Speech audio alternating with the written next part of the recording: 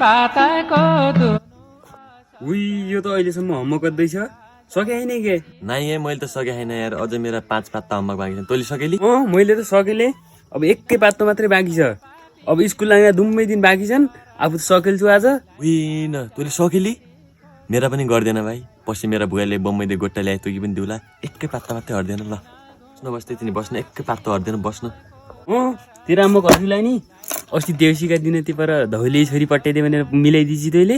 तेरा त होमवर्कमा हट्दै त्यो मैसा निगरी त बोल्लिन म त्यही साथ कुरो तेरो मिलाइदिने थिएँ त्यो कुरा छोड्दै भाइ एकै पातो होमवर्क गर्दैन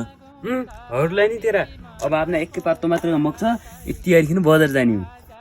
त्यो होमवर्क गर्न बात छोड्दै तेरो यति बिना डट काँदी ल्याए मेरो सकि जानु भयो हेर्नु नापेर एक डट दिएन तँ कन दिलाई नि चोर्या डटुनी मेरा स्कुलले चोर्या डटुनी बाबु बुद्धि चाहिन्छ बुद्धि न मेरा डट कहाँ जान भन्नु यो चोरमा हापेको चोर्दो रहेछ दे भाइ एक डट त मलाई थाहा छैन अहिले यो रातो डट मेरो डट हो यो तेरा डटुन नि मैले स्कुलले फलिटीका झोलाउन दे चोर्या डटुनी दिउलाई नि तँलाई त रातो डट तेरो अरे यो तेरो डट होइन ती धौलीकी छोरीका डट हुन्थ्यो मैले थाहा छ पक भनिदिने हो त्यही साथ पछि गई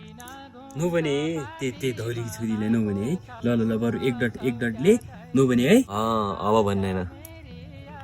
ए भाइजान बे अब आमाले बोलायो नि म भाइजान बे है ए दाजा तुम आपा सिप्टा बेड्ना भने एक पात त होमवर्क पनि गरिदिने दाइ मेरा बुवा बम्बई दिएपछि गोट्टा दिउला पक्तोमा आउला नि दाइ मेरा बुवा बम्बई दिएपछि जा आफै हद्दु भयो सबै होमवर्क